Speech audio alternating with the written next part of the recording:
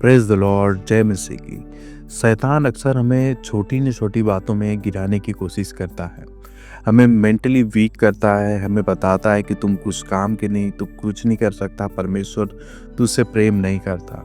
शैतान इस खोज में रहता है कि किसे पाए फाड़ खाए, क्योंकि पहला पत्रस उसके 5 अध्याय उसके 8 वचन में लिखा है कि सचेत रहो, जागते रहो, कि तुम्हारा विरोधी शैतान इस खोज में रहता है कि किसे पाए फाड़ खाए।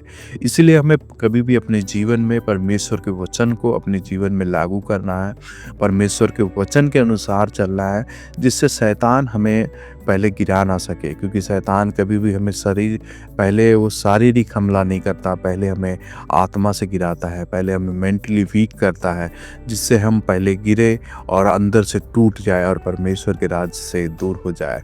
अगर हमें अंदर से वो तोड़ देगा तो हम पूरी तरह से टूट जाते हैं और परमेश्वर के राज्य से हमें दूर कर देता है।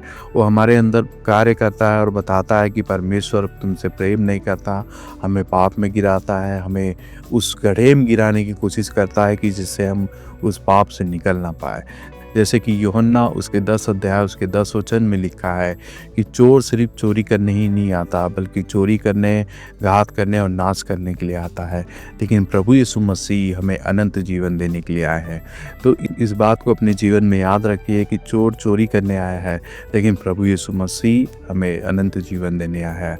शैतान हमें नष्ट कर सकता है, शैतान हमारे जीवन से वचन को चोरी कर सकता है, हमारे जीवन से कुछ बातों को निकाल सकता है, जिससे हमें पाप में डाल सकता है।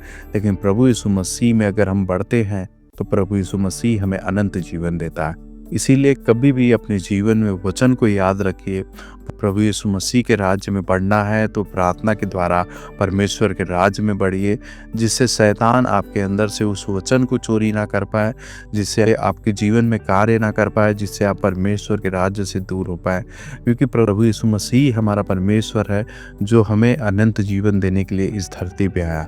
तो परमेश्वर पर भरोसा करिए, परमेश्वर का अनुग्रह आप पर बना रहेगा। तब तक के लिए जय मसीह, प्रेज द लॉर्ड।